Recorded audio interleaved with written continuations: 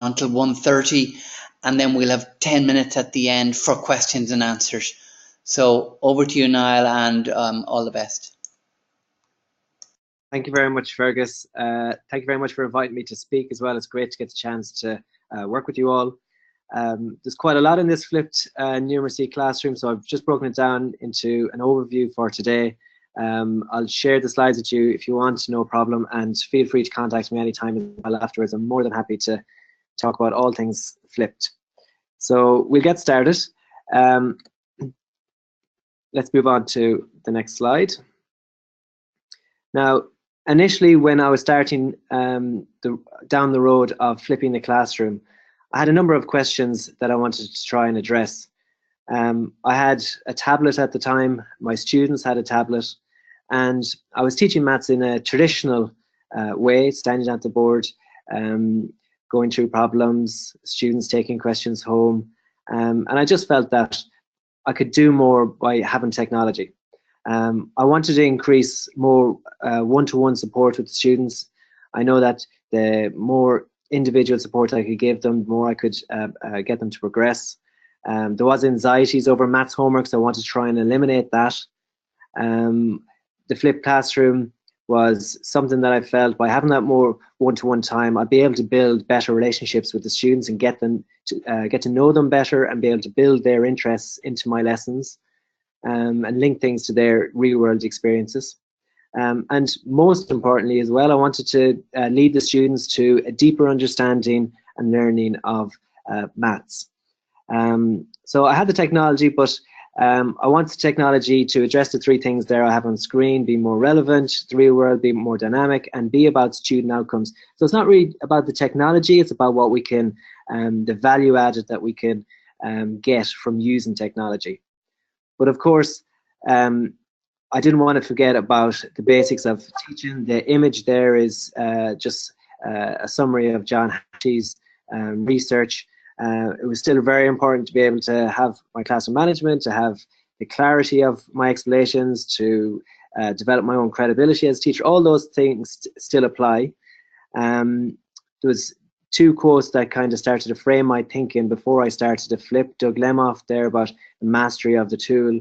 I knew that if I was going to get good with the tablet, I was going to have to master a number of things on it first before I could start to flip. So I actually spent a number of weeks just playing around with the tablet and getting used to that first before I even decided to flip. It's important to do that because it just saves you so much time down the line when you do start to go and flip your classroom. So let's move on. It was important, I felt at the time as well, that if I was going to flip my classroom, I wanted it to tie into a big picture. Now, we know about differentiation. I felt that was something that I'm always trying to work on, but I wanted to take it a step further. I had the use of technology and I felt I could do even more. I was looking then at individualization, but you'll notice I've circled there that both of those are still teacher-led, teacher-driven, where the teacher is providing a lot of the instruction. But I wanted even more. So I went to I suppose, effectively the holy grail of education, personalization, and I wanted to get to a stage where the learner would be driving their learner, that they'd have a lot of choice, they'd become self-directed, they take on more responsibility, more ownership for what they do, and I wanted to build all those things into my lesson, and I felt that the flipped classroom could be a methodology that I could use to help me work towards personalization. So it's not all about flipped classroom, that's part of the bigger picture. Now, when I was looking at personalization, it was important that I was looking at some examples that were out there. There's a lot of communities of practice around personalization where you can get lots of good information. There's one I just put there on the screen called Leap Innovations. They get a lot of philanthropical funding in America. They're from Chicago. They give a lot of actionable practices that you can do with your students to try and personalize learning. And there's a school there in America called Alt School, and they are in Silicon Valley, and they've quite a lot of money to spend on technology. And I was looking at the things they were doing around personalization and thinking, how could the flipped classroom help me as part of personalizing my students' experience in schools. So that's kind of the big picture. And I think I mentioned that because I think it's really, really important to have a big picture, because that will keep things sustainable moving forward. I'm not a big believer in playing around with lots of different apps, because it's very hard to keep that going. If you play with one app as a starter for engagement, once the app finishes, if it's Kahoot and you finish playing Kahoot, what do you do next? So they can be great as engagement tools, but I feel to drive things forward and keep things moving forward, you need some type of big picture. So before I started to flip my classroom, I started to reorganize the structure of all my topics. So this is just a sample of my maths classroom. Instead of having 30 chapters in a book that the students had to cover in first year, I just broke it down to big picture thinking. Now there's a lot of research on this. There's a lot of good books on this. A lot of cognitive scientists talk about building things into mental models for the students. So for example, I've got in first year building the Greek Parthenon, and then in second year they'll do building the Greek Parthenon part 2, and then in third year they'll do part 3. So I'm kind of bringing their thinking through each year, and I'm going to scaffold them through. And if they get to third year and they're stuck, I can bring them all the way back to first year and kind of restart that whole section of the course. I found that very, very useful, just to get students linking across the years. And it also appears to students that they're actually that they're covering less, because it only looks like they've got 7 topics instead of around 30 chapters.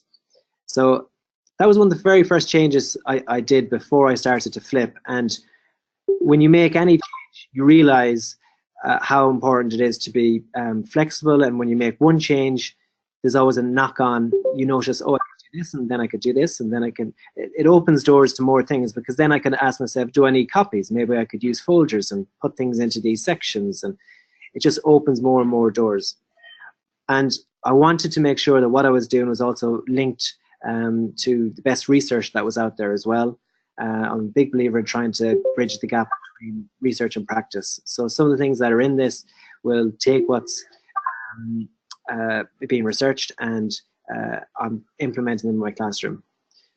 So if we just look very briefly at the flipped classroom, you've heard about the flipped classroom, I assume, already. This is just Eric Mazur's overview of it.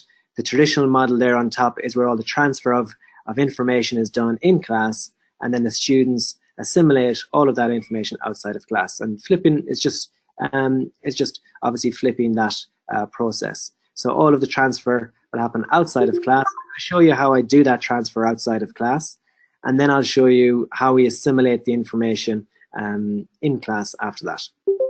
So let's start with the transferring the information out of class.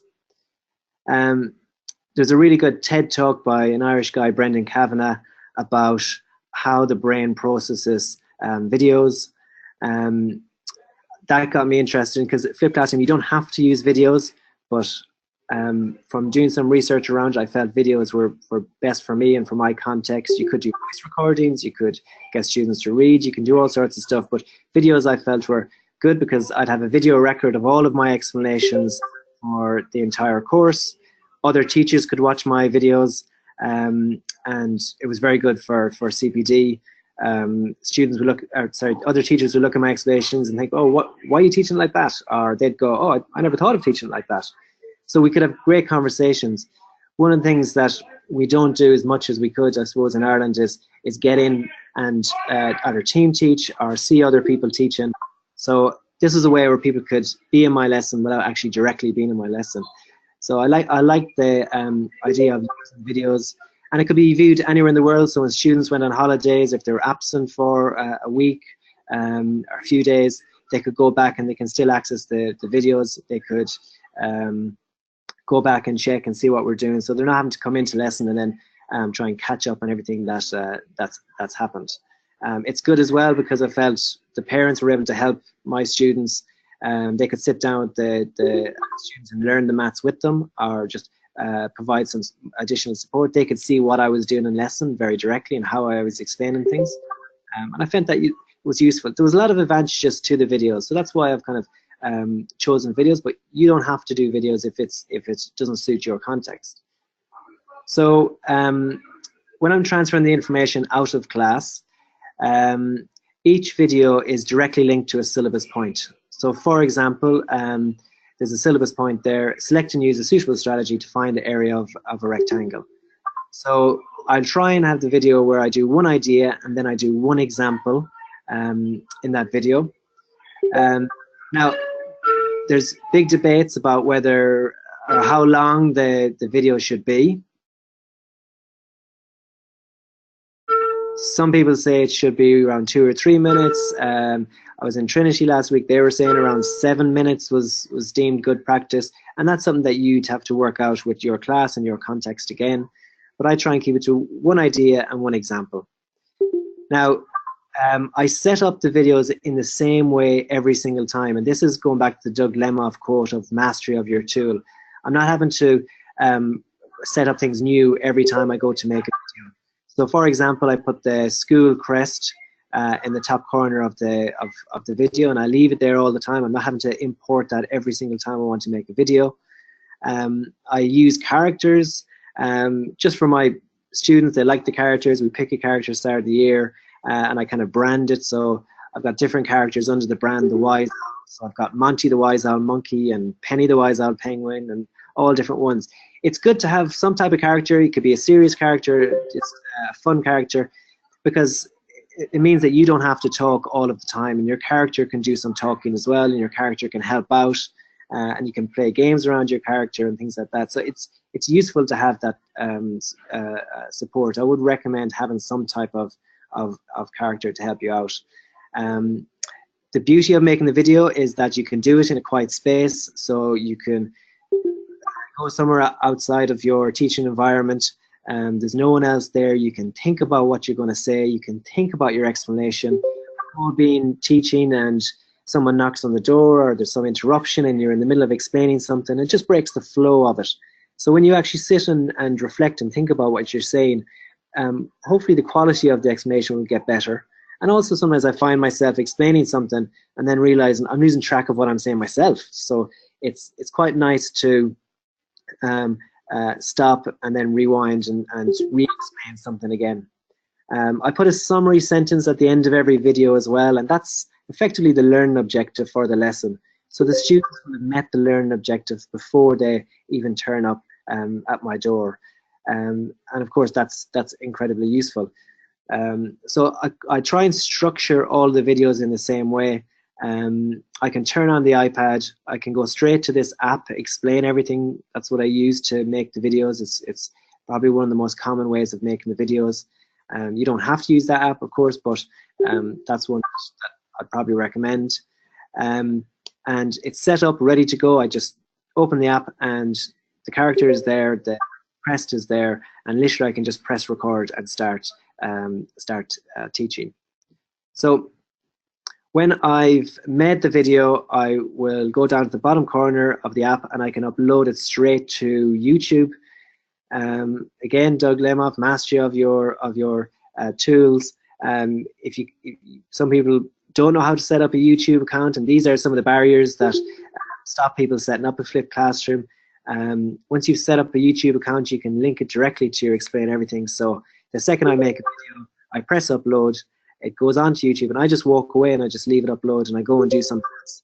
So if it's a 10-minute video, it might take me around 15 minutes to make it, because you might stop and pause and just bring in a picture. So it will take roughly around 15 minutes. Not all videos will be 10 minutes. Sometimes they'll be shorter, sometimes they'll be longer. But you should be able to make a video and upload it into YouTube relatively quickly. It shouldn't be something that you're up all night making videos or anything like that. I'm certainly not, and I'm able to flip my classroom. You have to plan your lessons anyways, so my planning just looks different to somebody who's making a worksheet or printing off worksheets and things like that. From the YouTube, I have just set up my own simple website using Weebly. Weebly is incredibly simple to use. You don't need to use any coding. It doesn't take very long to set up. And I just put all the links for the videos on there, and I put little learning checks there as well, which I'll talk about in a minute. So the students can go directly to my website and watch the video in order on that. So you could leave it on YouTube, or you could put it on the website. I don't save any of the videos on my tablet, because otherwise all the space on my tablet would be gone. So once I put them on YouTube, then I just remove them off my tablet. If I want them again, I can just re-download them. But to be honest, most of the time I just make one if I want to make a new one, because it doesn't take too long. Importantly then, because this is happening outside of lesson, I've made the video, it's now online. It's important that I know the students have watched it. So the little learning check that I put up was just a question on a Google form, and the students have 1 or 2 questions about the video, and they respond online. So before the students even turn up to lesson, I'll know how many people have watched the video. I know if there's any difficulty in the video, if they're unsure of something, I can flag that up before I even walk into the room. And also means then that at the last minute, I could change the activity. If I felt nobody got that video or nobody understood it, I could make a decision there and then to just change. And it's important to be kind of, I suppose, flexible with the activities that you've set to respond to the students' needs. Now, I do it with a Google form. You could use a platform like Edpuzzle, which can do that for you. You can insert questions into your video, but I prefer just using Google Forms. Just a personal preference. It's free. It doesn't take very long to set up. It works quite well for me, so that's just the decision I've gone with. I also get the students to make notes with their videos using the Cornell University note-taking system. So they basically, by the end of the year, they have their own revision guide made.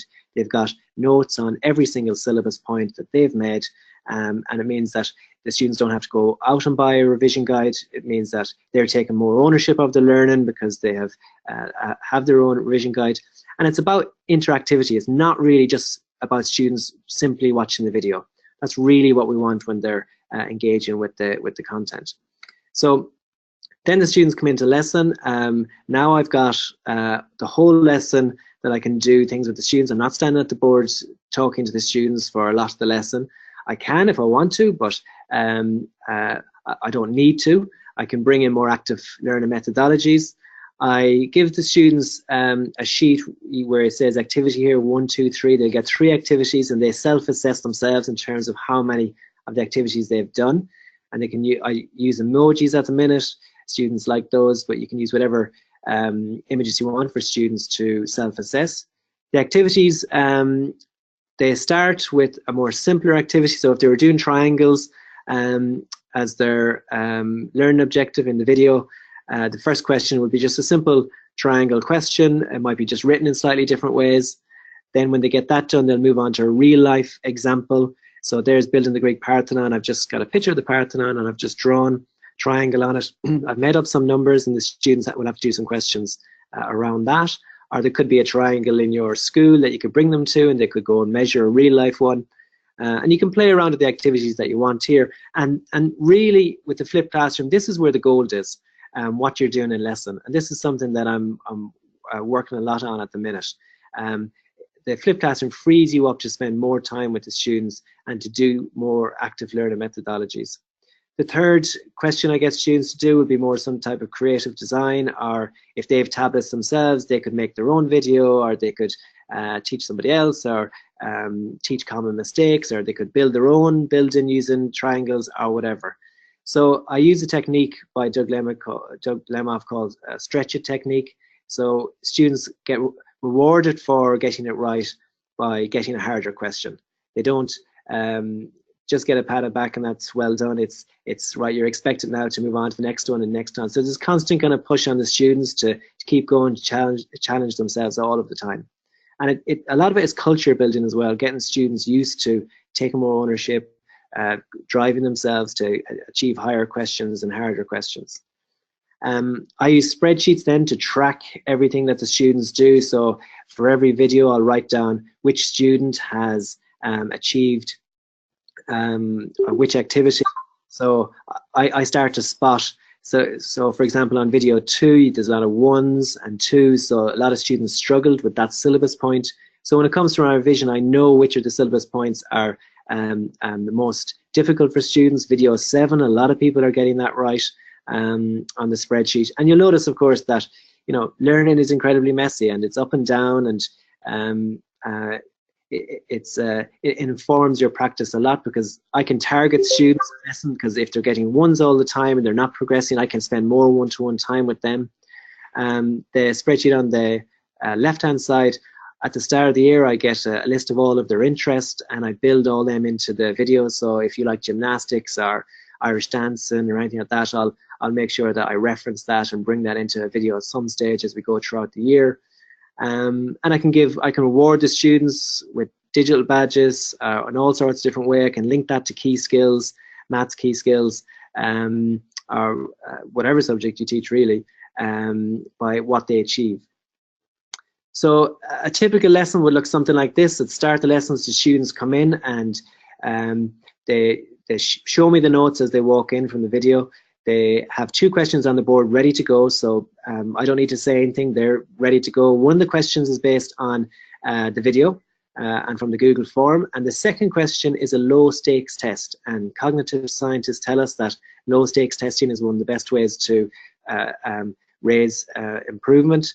So it's getting the students to constantly retrieve information, self-test themselves, and that, in the end, hopefully should interrupt them forgetting the information. So if they've met the word coefficient in September, if they don't meet that word again till December or January, it's highly likely that they're going to forget it. So how do you build in opportunities for students to keep meeting those words and ideas time and time again? And then they move on and they do the 3 activities. And because I can do whatever activities I want in lesson, and I can differentiate them, and I can put more challenge in, I can change the learning environment as well. So these were some chairs that I bought. Students put their bags under them, and they can move around, and they can work in a circle or a square, or work on their own, and you can play around with the learning space. It's also, as I said, culture building, and I can change the conversation. It's now no longer about grades, it's about how much content you cover. So I avoid trying to use the word grades. I don't like telling students that they're a D grade student or an E grade student. It's more about how much content you've covered. Some schools use that idea of telling students that you've got a secure knowledge, or you're developing knowledge or foundation, and it's changing the terminology with and mindset of the students.